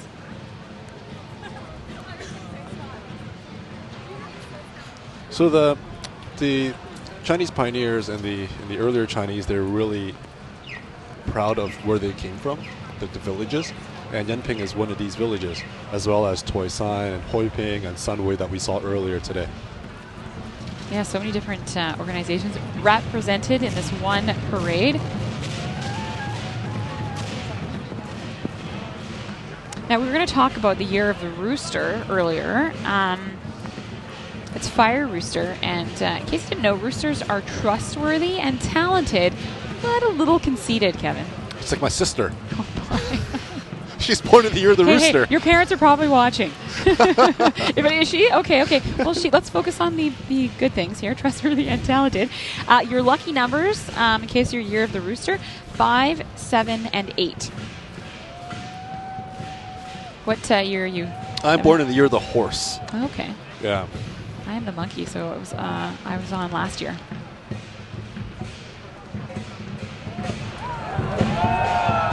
Oh, look at this. Okay, this is amazing. More cadets. Another lion, then followed by some cadets.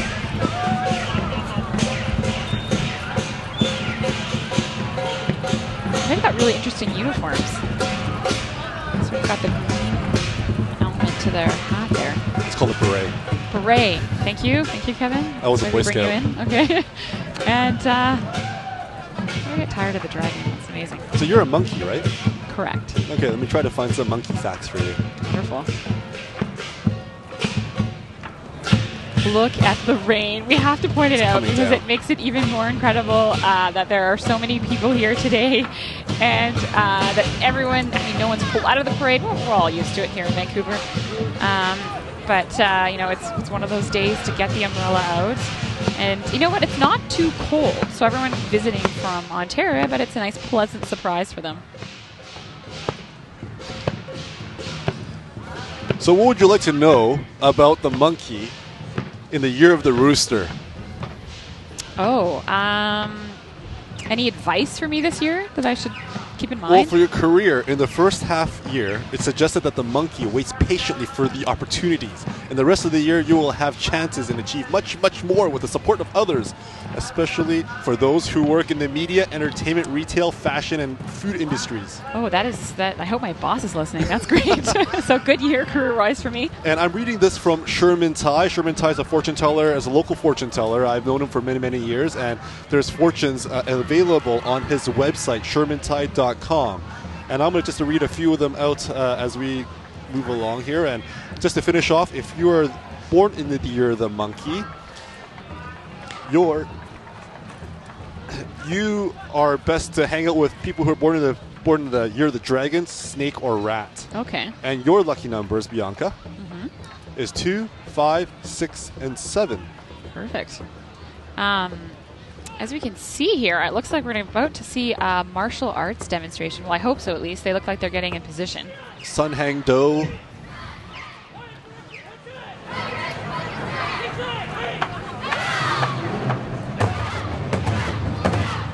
It's a form of the style of karate, I believe. Oh, there they are. Sun Hang Do martial arts. To the beat of the drum.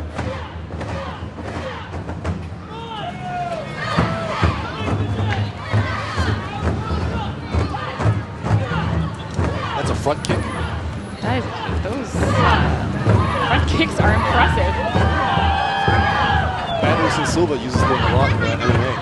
Oh, okay. Very effective. So, is that fair to say those are probably black belts? They're different colored belts. Different color, okay. And it looks like Samantha Sito has another interview for us. Samantha? Thanks, Bianca. I'm now joined by Naomi from the Immigrant Services Association. How are you? Hi, I'm fine, thank you. Are you enjoying yourself so far? Yes, I am very much. How important is it, do you think, for all of us to just come together regardless of our backgrounds to celebrate the Chinese New Year? I think it's absolutely wonderful. I think it's part of being Canadian is that we participate in all these events. Yes, absolutely. Awesome. I'll let you catch back up to your float. Happy Chinese New Year. Thank you. Thank you very much. Back to you. And happy Chinese New Year's again. 恭喜发财,恭喜发财. Back at the 44th annual Chinatown Chinese New Year's parade here in Vancouver, we have a beautiful Lamborghini. It looks like a Murcielago. I know that because I produce ultra-rich Asian girls, and many of the girls do have this. These kind of vehicles. So you know these kind. So what was that one?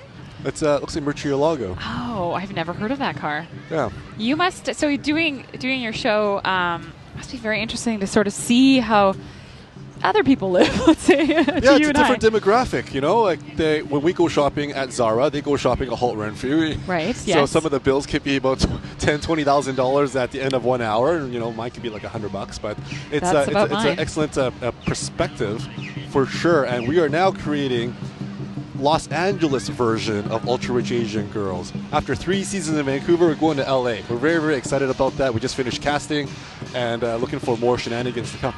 I love it, Kevin, because I've known you when you were working on the local media scene, let's say, producing, you were doing camera, and now you've created a show on your own. You're the creator, and it's growing. Congratulations. Yeah. It's I guess the right timing. I guess the topic of these days, especially with the new demographic and housing market and whatnot. Be sure to follow me on Instagram. That's Kevin KLI, Kevin_K_LI. My Instagram, you'll see a lot of behind the scenes stuff of Ultra Rich Asian Girls of LA, and as well as the different cast members of Vancouver. Yeah, no, congratulations on that. Nice to have you here today, too, to give us so much background on all of the different floats we're seeing. I feel like, I hope there's no quiz, but I feel like I've learned a lot about the culture of the Chinese New Year. We talked to Stephanie, of course, about the food. And these guys I love. These guys always have the Viking hats on. That's Burnaby North marching band. Vikings marching band, and I've seen them they're at so many parades because they're amazing. They were founded in 1998. They were part of the parade for 10 years, for more than 10 years. Yeah. And members.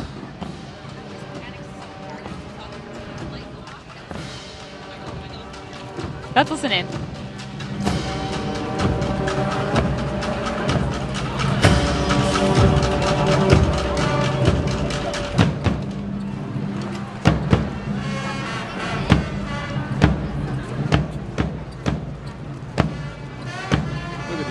Viking soldiers in this Vancouver rain.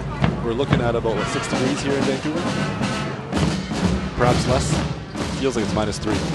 I would say it's a balmy 6 or 7 degrees. It's not too bad, not too windy for these guys, and the rain is letting up. But this marching band in particular, because you see them at so many parades, and I wouldn't be surprised if they actually go down to the States, they're always prepared for any of the different elements. We've got the Chinese Cultural Center of Greater Vancouver coming up next. And I like their festive umbrellas, I've got to say. That's very mushroomy. I need one like that. Well, mushrooms, one of the foods that Stephanie brought by for the new year. If you guys are interested in knowing more about Chinatown, I've also produced a documentary called Brotherhoods, Clans, and Secret Societies of Vancouver's Chinatown. It's available online and on YouTube. And do a little search on Secret Societies of Vancouver's Chinatown. You'll learn more about who participates in these parades, what these buildings are up to, and the state of Chinatown today and moving forward. Yeah, it sounds really interesting. How long is it? It is an hour long. Okay. It aired across Omni back in 2011, and now it's available online. Awesome. Okay, this is the Carnival Band. This is a favorite of mine. Let's listen into them. They've got a great sound.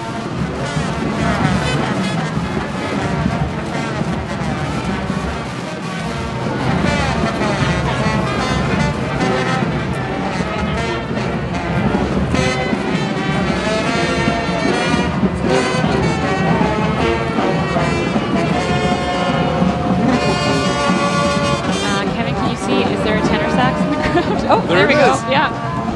And there's a baritone sax. That's right. I never did marching band, so I didn't have to. Oh, and you've got the alto back alto there. Sax. I did concert band, actually. I went to Killarney. Had a really great band teacher, Mr. Knapp. I don't know if he's still teaching, but thank you. Learned a lot of alto sax. Love a good teacher, right? It inspires and motivates you. And they're coming by us right now. You can really hear that great sound. I just like the fact that everybody's in such good spirits. Yeah, this is what makes this parade so much fun. I mean, it's easy to be in good spirits at Canada Day Parade because it's July and it's wonderful weather. I'm not sure people would be as happy if this was in Toronto, just because it doesn't rain as much there, and you're like, oh my God, it's rain, we're gonna melt. You would need, yes, multiple layers in Toronto. Can you pronounce this one, Kevin? Guangzhou Huadu, Benevolent Association of Canada. Guangzhou, of course, is Canton. Of course, that's where Cantonese comes from, the dialect of Cantonese, so it's a large organization. It was founded quite recently, February 13th of 2006, and this is their 4th year for the parade.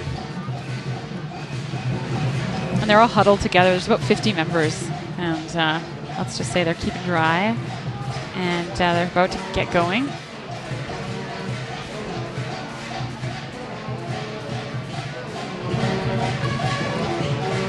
Of course, we're here again in historical Chinatown in Vancouver, the largest Chinatown in all of Canada, and the third largest in North America. So we New York and San Francisco is first. Oh, those are the other two. Okay. Yeah. So we always have high expectations for this one. Yeah. Got to praise the security out there too, keeping things going, keeping the crowds in order, also dealing with the rain themselves. And this is Yusan Society. Yusan Society, of course, was a line that our Prime Minister Justin Trudeau dotted in the beginning to start the parade. They are founded in 1937. They've been part of the parade for 45 years, and they have over 500 members. And Yusan, again, is another district in China, in the Guangdong province. That's right. I recognize the dragon. And what was the name again of the character on the right there? The Buddha? Yeah. The Happy Buddha. Happy Buddha. That's it. Or the Big-Headed Buddha. Big-Headed Buddha. In Cantonese, it's called Dai Tao Fan. In Mandarin, it's Dai Tao Fu. I think someone's gonna make fun of me. You can let Kevin know on Instagram if you got that right. Yeah. And this lion here's got the little jacket on. If you notice that he's got a little bit green and black, he's modeled after the one of the characters from the Three Kingdoms period. Okay.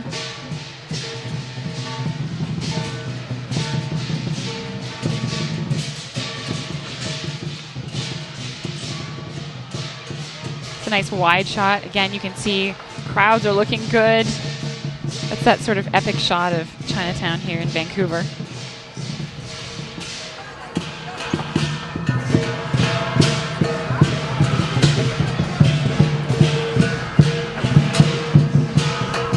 And the drums even got rain cover now. Yeah, it's really delicate. It's tanned pigskin, so if you get a little bit of water on it, it can really just absolutely destroy the drum. So what they do is just put a plastic over it. But even then, there's the parade drum, like when it rains, and then there's one for sunny days. Ah, okay.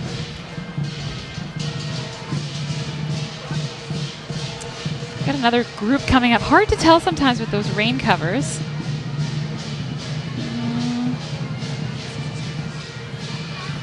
I believe this is the Scouts we have here.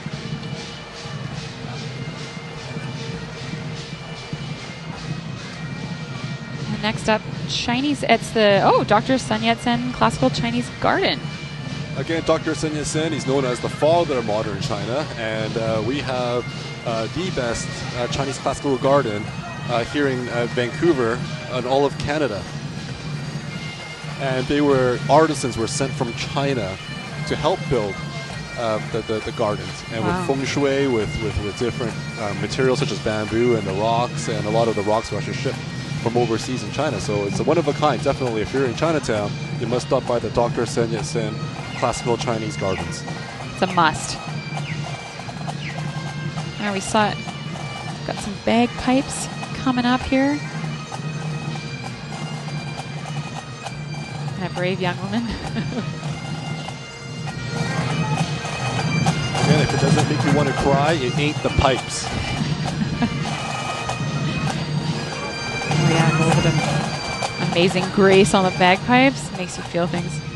No, Robert Bernstein's is actually very close to Chinese New Year's. That's right. Yes. So that's why there was Todd Wong. He does the Gong Haggis Fat Choi in years prior, where he celebrated Chinese New Year's and Bobby Burns Day all together with a large haggis and lion head. And just the official name is Gung Haggis? Gong Haggis Fat Choi. I love that. Blending cultures, why not?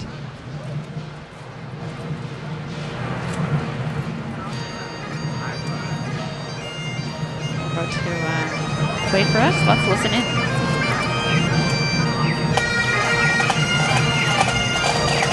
Of course, Celtic dancing.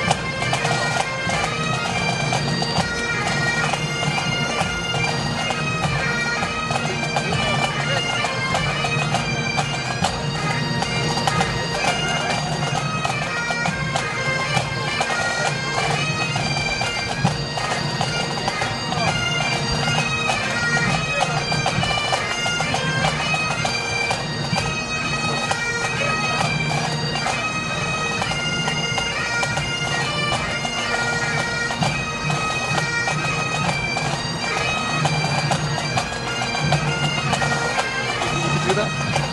I'm watching them carefully, and I don't think so. But again, it goes to our point. I mean, these people are also very fit to do the parade, to walk in the parade, and then to dance. This is very cool. It's a river dance, right? Yeah, I think this is the style. Yeah, that river dance sort of became famous for travel the world now. If Fiona Forbes was here, she could tell us more. I think she either grew up doing it or her niece does it. I think she does it. She may. Yeah, I volunteered with Fiona way back when I first started at Rogers. That's right. Yeah, you were your start in TV, I guess.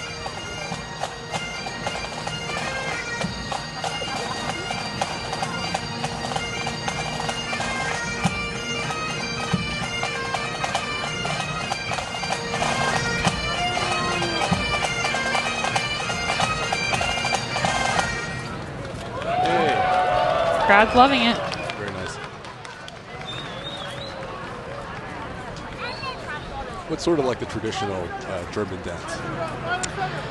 I don't think I was kidding earlier when I said polka. We also, the gentlemen, when they're wearing their lederhosen, there is more of a male dance around that. Schuhplattler, where you hit the lederhosen. Oh, yeah. Okay. Gosh, it's it's very hard to describe, but there's, elements of dance to that. Ooh, what do we have here? This is, I remember these guys from last year. They're really big with promoting women as pilots, helicopter pilots.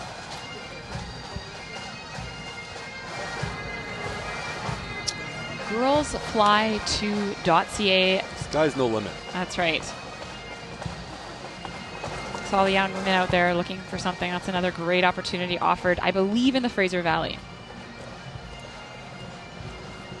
I think the most recently, an all-female pilot team has landed the first airplane in, I would say, Middle East somewhere. I don't exactly know where, so it was quite a big deal.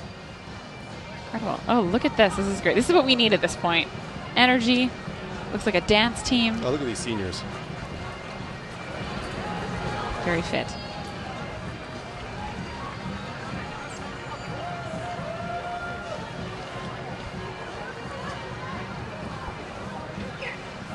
And a very happy Canadian there. That's the Millennium Gate. It was celebrating the year 2000, I believe it was. Oh, okay. There are two gates in Chinatown. There's one in front of the Chinese Cultural Center, and that's the Millennium Gate.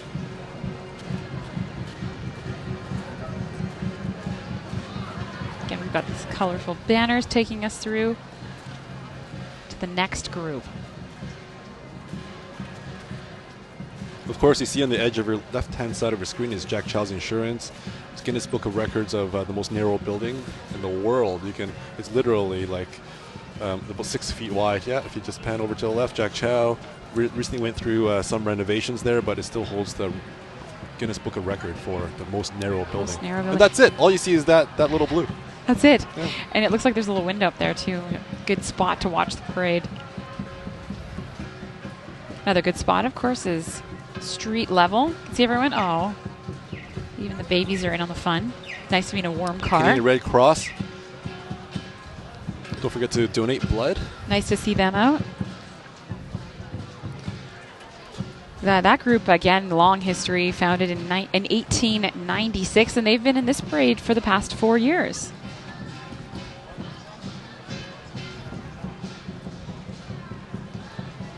And I believe their number is 1-888 donate. Nice one, Kevin. It's not even in our paperwork anywhere. He just knows that. But yeah, nice to have an organization like that around. They are there, when people are at their most vulnerable in any kind of emergency and disaster situation. We've got the Canadian. That was the Canadian Blood Services, by the way. 1-800-2donate. Oh, okay. Blood Services, not the Red Cross. Oh, I want to clarify that. Okay, thanks for that, Kevin. Look at this group of youngsters.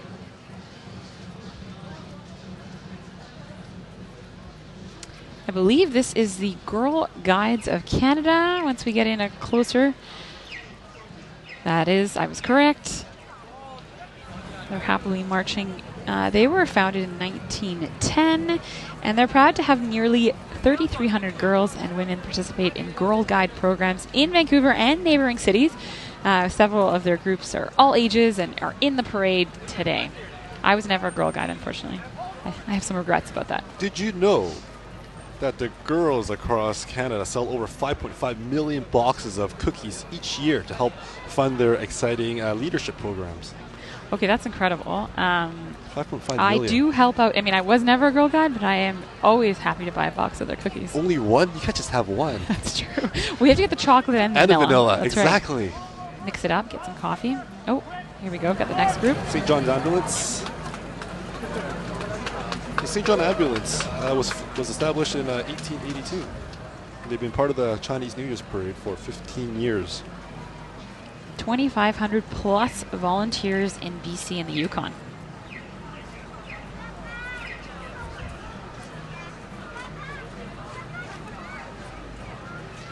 The Navy dive team. Looks like last but not least is the HMCS Discovery. I think they're coming up, or we might have a little extra float here we don't know about. I said, oh, this is cool. Okay. All right, Kevin, over to you. The Zhongshan Secondary School. Alumni Association. Alumni Association. Oh, excellent. So that's a lot of fruit, of course, with different oranges and things like that. It's good for luck and fortune, especially when you're giving it as a gift for everybody. That's nice to have that. That does not look. Looks like it took a couple hours at least to put together. Very cool.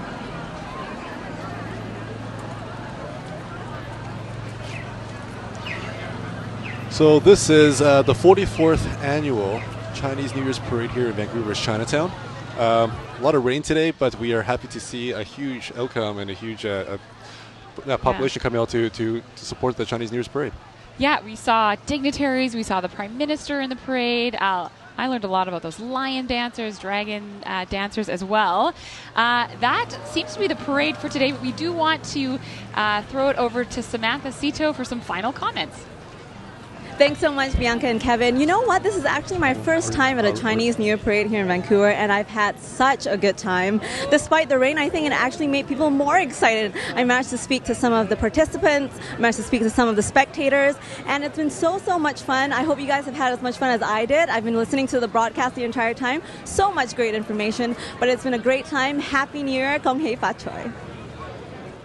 Thank you so much, Samantha. Thank you for being down a street level, braving the rain, and getting us all those fantastic interviews. And if you can't come down for the parade today, just because it's nearing its end here, come down to Chinatown, support the community and the local shops here.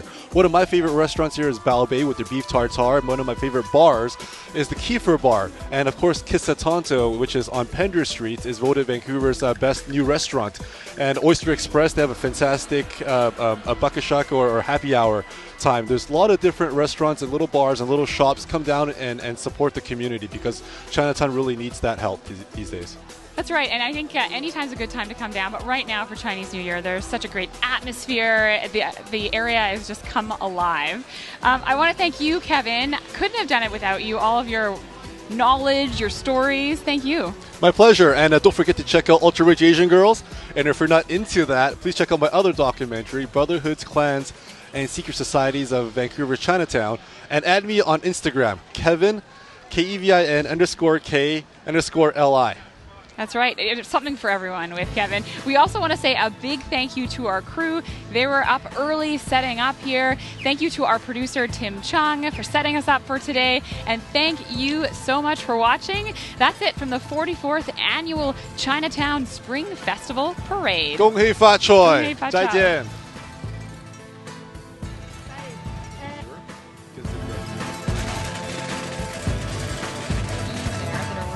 Yeah, there's a head